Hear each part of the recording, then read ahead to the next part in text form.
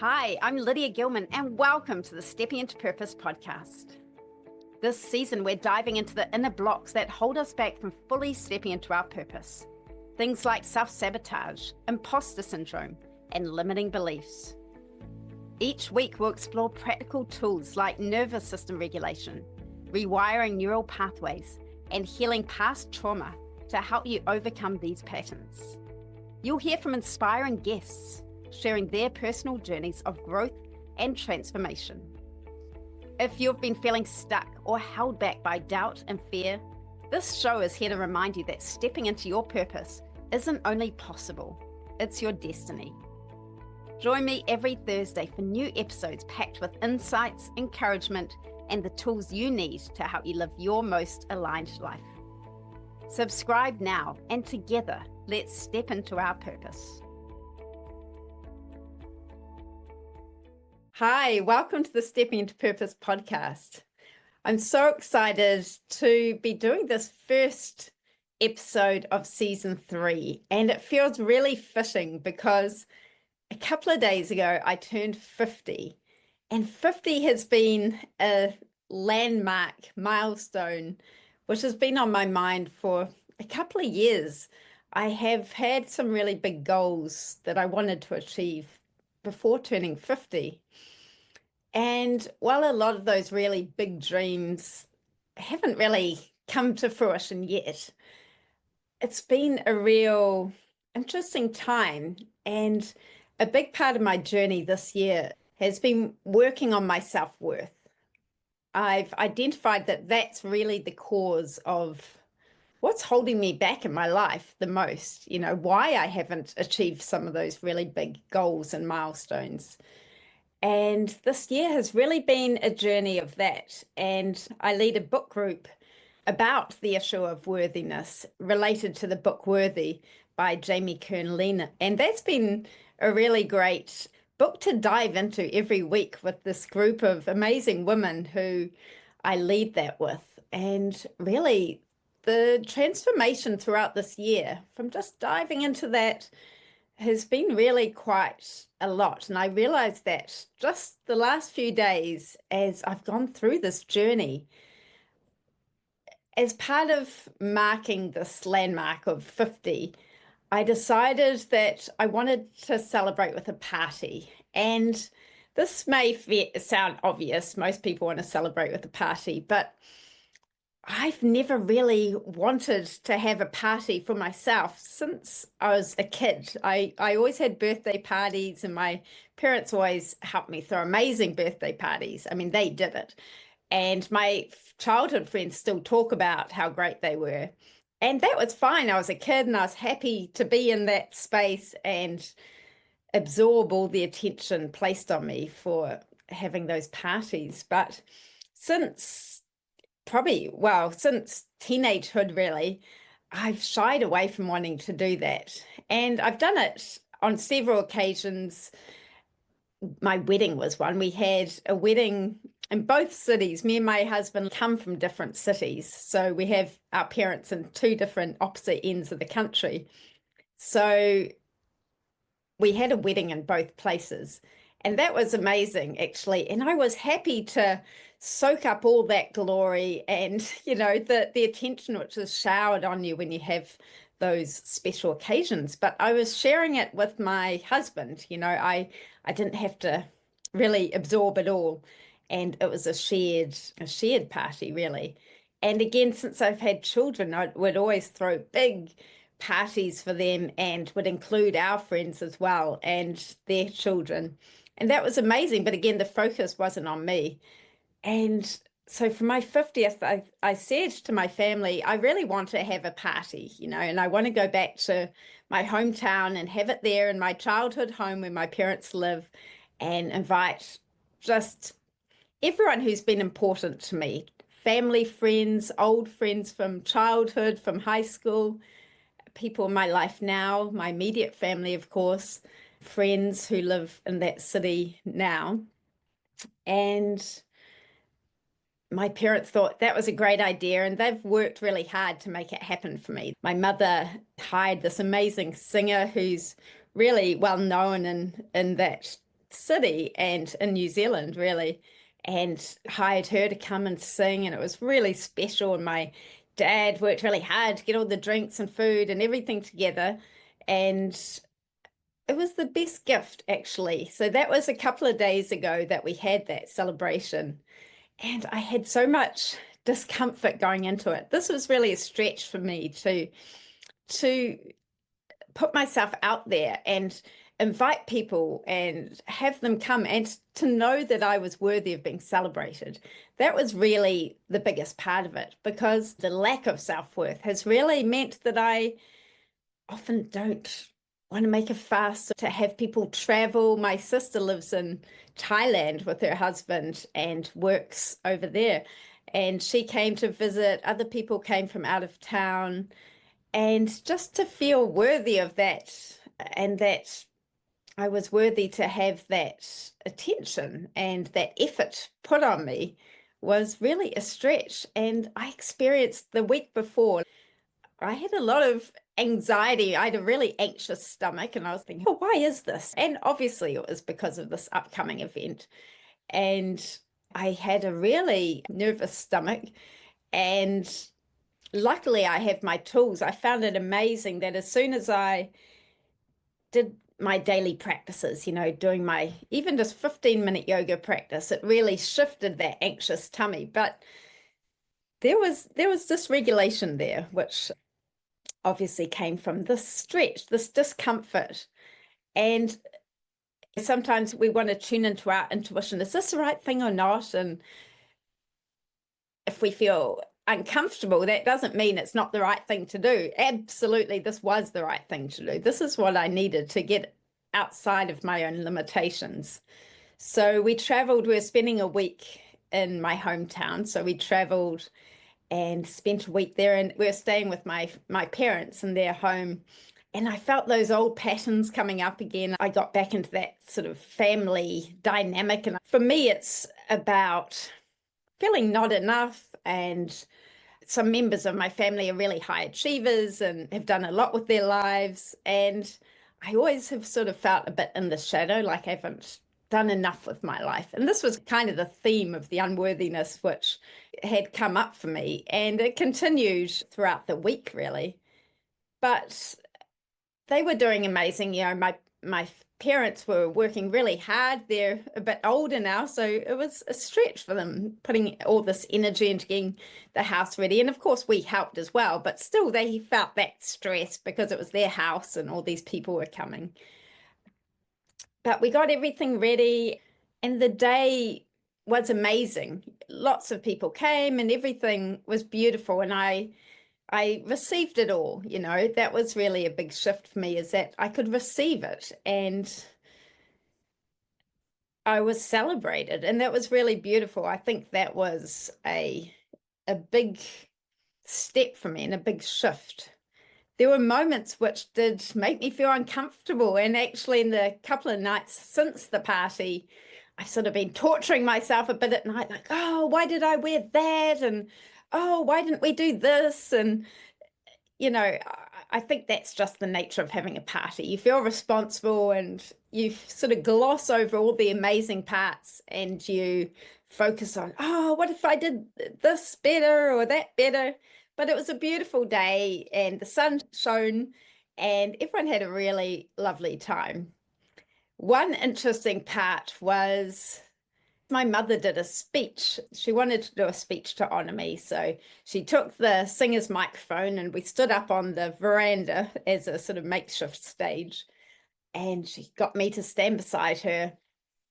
And she made a speech, but really it was sort of a rundown of all the things I've done in my life, from a young adult. And she said that when I left high school, I told her, I don't want to go to university, Mum, like all my friends are doing. I want to become an actor. So that's what I did. And I didn't go to university then. I worked as an actor. And as she was telling all the story of all the sort of things I've done, the shows I've worked on and the roles I've had, I felt myself burning up. I was sort of cringing a bit because it felt like it wasn't good enough. I mean, if I had become the next Nicole Kidman, as I wanted the story to go as a young adult, I mean, I wouldn't be thinking that, but because I've achieved some success, but I'm not a huge name, and I did change my mind later on and have gone down quite a different path now. But I could just feel my ego burning up as she was telling all these stories. It was basically like my CV, and I could feel myself burning up, and it was a good thing, I think. I mean, it was beneficial, definitely uncomfortable having that happen in front of the most important people in my life, most of them anyway. But it felt beneficial just to let all that burn. And it really doesn't matter. I mean, that is just ego, isn't it? Oh, I didn't do this enough. I didn't do that enough. I think a part of it comes from feeling like I grew up in the shadow in a way. My mother's quite a well-known artist in our country. And one moment I remember very clearly, which was a bit of a source of trauma, small t trauma anyway, was we were all drawing in class for some special poster. We all were doing our own poster for a competition or something. And the teacher was walking around all the desks looking at everyone's work, and she got to me and she stopped and she said, "Lydia, you should be able to do better than that. Your mother's a famous artist." And from that moment on, I froze up, and I think my drawing skills are stunted at that 6-year-old moment, that 6-year-old child who was told that and feeling, oh no, I'm not good enough, I'm unworthy. And a lot of my creative flow really dried up at that moment until I got a bit older. And when I was looking after children, actually, I was nannying for a long time, and sitting drawing with the children and letting them seeing them just draw and play and not be attached to the outcome or the result of their drawing really helped me, and I'll draw along with them. And that really helped me get back into myself and feel free to play and not be attached, especially with something like art. I mean, art is a creative flow. It's not outcome based. So I know that being a mother really helped loosen up a lot of those perfectionist traits of mine as well, and just allowing myself to start and to be messy and to be a student and to take baby steps. And only when we do that do we get good at something. But for a lot of my childhood and even young adulthood, I really didn't do that. I'd want to be perfect at something from the beginning, and when I wasn't, I wouldn't do it. So I think that's held me back for a lot of my life. And really, that's self-sabotage. It's feeling really stuck in low self-worth. So I love getting older because of that. I am freer and I'm not so attached to the outcome. And I don't really care what people think so much. But this was a test, because this weekend I really did find that I was thinking, oh, what will they be thinking, and things, especially during this speech. So it's been a really interesting journey. And as I've come back home, we came back yesterday, and I'm back in my home and in my everyday life, and I do feel a real shift. This is my second day of being 50, and I feel like I've stepped into it. I've sort of up-leveled in some way, and I'm ready to do things different and to claim my worth as a perfectly imperfect human being, as we all are. And this is really the journey, because so many of us, women especially, really do get stuck in this low self-worth. I come up against it with a lot of my friends and people I encounter, and it's the most heartbreaking thing, because we are perfect. We're living our life. We're human, and things are going to get messy, but that's just the nature of it. And it breaks my heart that so many amazing, heart-centered women, especially, don't know who they truly are and the power that they hold and their gifts. So it's really my mission for the second half of my life, if I live to 100, to help people see who they truly are, especially to help women see who they really are. Because I think a lot of us really get caught up in that story that we're not enough. And I know a lot of it comes from childhood. And that's partly why I wanted to have a party back in my hometown where I grew up and where a lot of these layers grew and developed. Because when we're small children, we don't have these paradigms that we're not good enough, we don't deserve this, we can't ask for too much. Just look at the little baby. They just are. They just ask for what they need. They cry if their nappy is wet. They cry if they're hungry. If they're uncomfortable, hot or cold, they cry and they ask for their needs to be met. And little children do the same. And we love them and we look after them and we don't feel burdened to do it. We just serve them, because even if they do nothing other than ask for their needs, they are worthy and they're beautiful, and we want to help meet their needs. But as we get older, all these layers come on and little stories come into our mind that we don't deserve it. And we hold on to different stories which people have told us. Our parents were just trying to cope and dealt with things in a certain way, and we took it on, and it sort of all added to the layers like an armor around us. So it's really time to start peeling that back and get back to that childlike free state that is who we really are. This is who we really are. We are all golden, worthy human beings, and we're here to do amazing things, to share our gifts with the world in whatever way that is. So this is the goal for the next years going forward. And I do feel a shift already.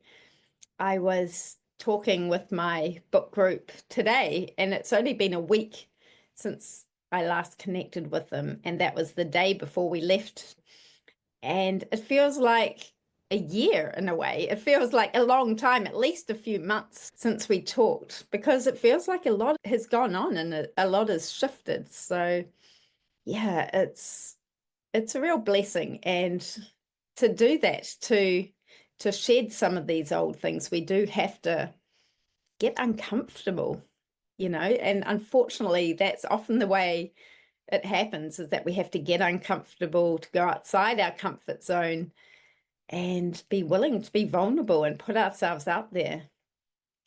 And usually it all works out beautifully, and sometimes it doesn't, but either way, it is helping us shed those old layers of unworthiness and feeling like we're not enough. So this is the journey, and this next season of Stepping into Purpose is really about the journey. It's about stepping into our purpose, but that's not always such an easy ride.